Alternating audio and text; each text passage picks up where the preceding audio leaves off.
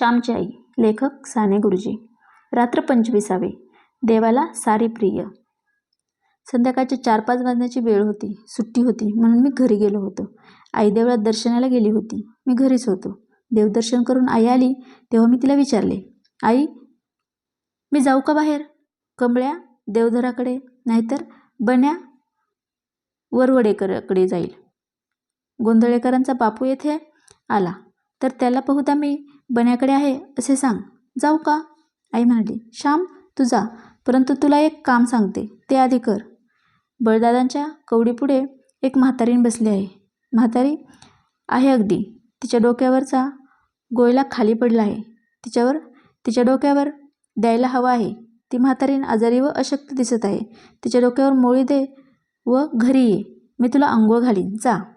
आई लोकांनी बघितले तर मला हसतील, मला मारायला येतील, कावकाव करून नुसते खायला येतील मला. खरेच जाऊ असे मी विचारले. लोकांना सांग मी घरी जाऊन अंघोळ करणार आहे.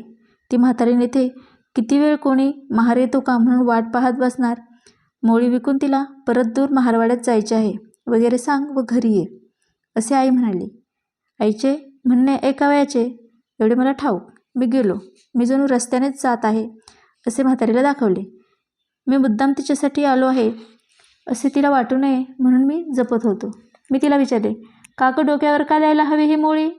मी देतो असे म्हणून मी एकीकडून मोळी उचलू लागलो. नको रे दादा, तुम्ही बामण, कोणी पाहिलं तर मारतील मला.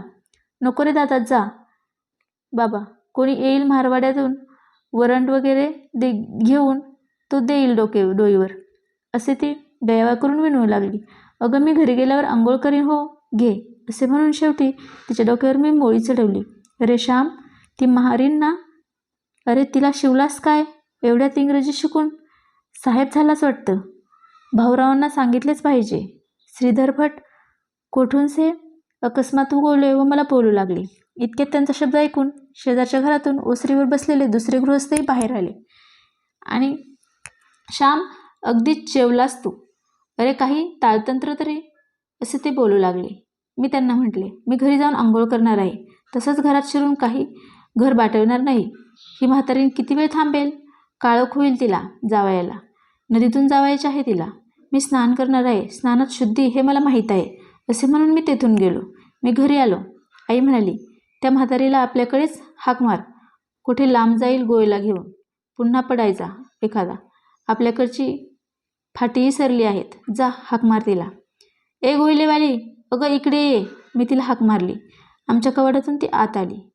आईने तिला किती ठिबी भात घालायचे ते ठरवले. मी कणकीतून भात काढून आणले व तिच्या पदरात घातले. आईने तिला विचारले, म्हातारे आजारी का ग आहेस? होय माय, ताप लई येतो. काय करता व पोटाला हवं ना असे ती म्हणाली. दुपारचा भात उरलेला आहे, शिळा झाला आहे, देऊ का तुला? आईने विचारले. द्या आई, देव तुमचे भले करो. गरिबाच्या दुनियेत कुणी नाही बघा, दिनवाणी म्हातारी बोलली. आईने भात पत्रावळीवर आणला. मी तो तिला दिला.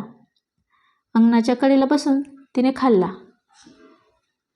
वाईस पाणी घालता व दादा, ती मला म्हणाली. पाणी आणून मी दुरून तिच्या ओंजळीवर घातले. पाणी पिऊन दुवा देत ती निघून गेली. चल श्याम, आंघोळ कर, आईने सांगितले. आईने केळीजवळ दुरून माझ्या अंगावर पाणी घातले व सारे अंग भिजवल्यावर मी पुन्हा दगडावर बसलो. मग स्वतःच्या हाताने पाणी घेऊन मी अंघोळ केली. अंघोळ करून मी घरात गेलो. मी आईला म्हटले, आई, मागे ती खेरांकडे जेवणावेळा झाली ना त्या दिवशी की नाही, एक गरीब म्हारीण मांडवाच्या दारी भीक मागत होती हो. आम्ही मांडवातच जेवत होतो. पुरणपोळी खात होतो. आग्रह होत होता. भास्कर भटजींना इतका आग्रह झाला की ते रागावून उठावयास लागले, परंतु आपट्याने त्यांना बसवले. परंतु बाहेरच्या त्या म्हारणीला कोणी काही घातले नाही. ती उन्हात तळमळत होती. पंक्तीत पख्यावर पाणी घालून वारा घालीत होती. वाळ्याचे पाणी वाढीत होती. परंतु ती गरीब भिकारीण ओरडत होती, घास घाला हो दादा. आई, तिला घासभर अन्न, पोटभर पाणी कोणी दिले नाही. एवढेच नव्हे तर एक गृहस्थ, मला त्यांचे नाव माहीत नाहीत, ते मुंबईला नोकरीस असतात व पितांबर नेसलेले होते. ते वाढीत होते. एकदम मांडाबाहेर गेले व त्या म्हारणीच्या अंगावर ओरडून म्हणाले, लाज नाही वाटत भीक मागायला यावेळी? अजून जेवणेही झाली नाहीत. जेवणे झाल्यावर ये उष्टे मागायला. आत ब्राह्मण जेवतात. तर येथे ओरडत बसली, तुम्ही अलीकडे माजलीच महारडी, निघ का मारू वाहन फेकून. असे म्हणून आई त्या पितांबरधारी मनुष्याने खरेच वाहन उचलली. नको रे दादा, नको रे मारू, जाते रे दादा, असे म्हणत ती निघून गेली. आई हे मुंबईला इराणच्या हॉटेलात खातात, दुसऱ्याचे जोडे पुसतात, यांची या आपल्या गावात ऐट व मिजाज. मघाची ती म्हारीण नाही का म्हणाली, गरिबाला कोणी नाही, तेच खरे. आई उद्या जर एखादा महाराचा मुलगा मामलेदार होऊन आला तर त्याला हे सोळे लोक आपल्या घरी मेजवानी देतील, त्याला पानसुपारी अत्तर गुलाब करतील, त्याच्या गळ्यात हार घालतील. आई पैसा व सत्ता यांचा नमस्कार करणे हाच का ग यांचा धर्म, हाच का ग त्यांचा देव.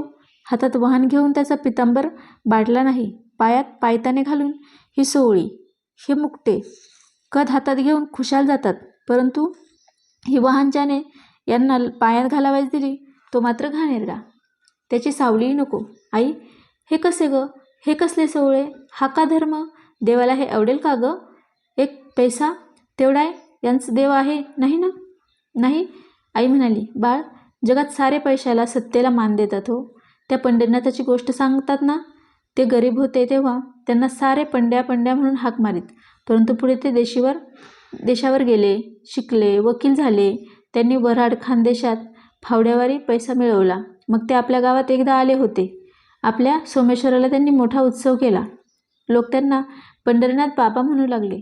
कुणाच्या अशा घरी ते गेले होते, तेथे त्यांना बसावयास पाट देण्यात आला. तो पाट त्यांनी दूर केला व म्हणाले, तात्या हा पाट मला नाही, तुम्ही दिलात, माझ्या पैशाला दिलात. माझ्या हातातली ही सोन्याची सलकडी या पाटावर ठेवतो व मी खाली बसतो. तुम्ही पैशाला मान देता, मनुष्याला मान देत नाहीत, मनुष्याच्या हृदयातील देवाला मान देत नाहीत, हृदयातील श्रीमंतीस मान देत नाहीत. तुम्हाला हे पिवळे पांढरे दगड आणि त्या कागदी नोटा याच पूज्य आहेत. श्याम असे ते म्हणावयाचे. महारमांगाजवळ पैसे नाहीत म्हणून त्यांना आपण दूर ठेवतो. हेच उद्या जर श्रीमंत झाले तर आपण महारमांग ठरू. श्याम महार असो वा मांग असो, सर्वांना मदत करावी, घरी येऊन अंघोळ करावी, कारण समाजात राहावयाचे आहे. समाजाच्या निंदेला तोंड द्यायचे धैर्य नाही, म्हणून ते पापी आहेत, त्यांचा स्पर्श झाला म्हणून नव्हे. पापी तर आपण सारेच आहोत. सारेच पापातून कोणाची सुटका झाली आहे. मी निष्पाप आहे असे छातीला हात लावून कोणाला म्हणता येईल. उलट निढळाच्या घामाने प्रामाणिक श्रमाने भाकर मिळविणारे महारमांगच अधिक पुण्यवान आहेत नाही. आई मी विचारले, श्याम आपले ते विठवानाकडचे शेत आहे ना, ते खरे महाराचेच आहे. मला सारे माहीत आहे. काहीतरी पूर्वी आदमन गल्ला दिला होता, त्याची सवाई दिडी करून ते शेत आपण मिळवले. अरे आपण घरी पापी ठरू, आपल्याला खाली मान घालून उभे राहावे लागेल हो. आई खिन्न होऊन म्हणाली, आई दामाजीसाठी देव विठू महार नव्हता का ग झाला. महार म्हणजे घाणेरडा पापी असे देवाला वाटते तर त्याने ते रूप धारण केले असते का ग, मी विचारले. आई म्हणाली, श्याम देवाला सारेच आकार पवित्र वाटतात. त्याने माशाचे रूप घेतले, कासवाचे घेतले, डुकराचे घेतले, सिंहाचे घेतले, यातील अर्थ हाच की देवाला सारे आकार पवित्र आहेत. देव ब्राह्मणाच्या देहात आहे, माशाच्या आहे, महाराच्याही आहे. देव गजेंद्राच्यासाठी धावतो, घोड्यांना खाजवतो, गायी चारतो, त्याला कुजबाही आवडते व शबरीही प्रिय वाटते. त्याला गुहकोळी आवडतो, जटायू हा पक्षी आवडतो, हनुमंत हा वानर आवडतो. श्याम देवाला सारी प्रिय आहेत, कारण सारी त्याचीच. तू माझा म्हणून मला आवडतोस, तसे आपण सारी देवाची म्हणून सारी त्याला आवडतो. मला आवडते ते तू करतोस, त्याप्रमाणे देवाला आवडते ते करावयाचा आपण प्रयत्न केला पाहिजे.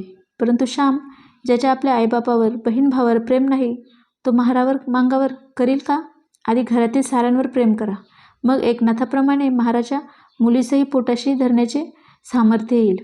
प्रेम हृदयात मावत नाहीसे झाले म्हणजे ते सर्वांकडे धावते. श्याम मी तुला काय सांगणार, देव सर्वत्र आहे म्हणून पुराणातच सांगतात. मला तरी वेळीला काय कळते, तू मोठा झालास म्हणजे तुला कळेल. आई मजजवळ बोलता बोलता दिवे लागायची वेळ झाली. मला कोणीतरी श्याम श्याम म्हणून बाहेरून हाक मारली, म्हणून मी निघून गेलो.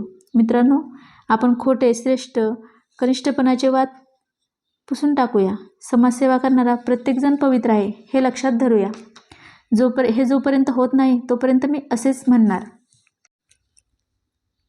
माझ्या भारतीया देव मुळी नुरेला, सगळा अंधार रे भारतात तरी भरला, माझ्या भारतीया देव मुळी नुरला. नाही दया स्नेह तिथे देव का असे, बंधुभावतील न तिथे प्रभू का वसे. माझ्या भारतीया देव मुळी नुरला, देव मंदिरी ना देव अंतरी ना, देव तो अजिमेला.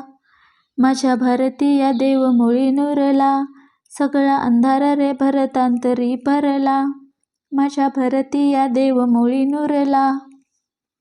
आजची ऑडिओ स्टोरी आवडली असेल तर अशीच नवनवीन ऑडिओ बुक्स ऐकण्यासाठी लाईक, शेअर अँड सबस्क्राईब. धन्यवाद.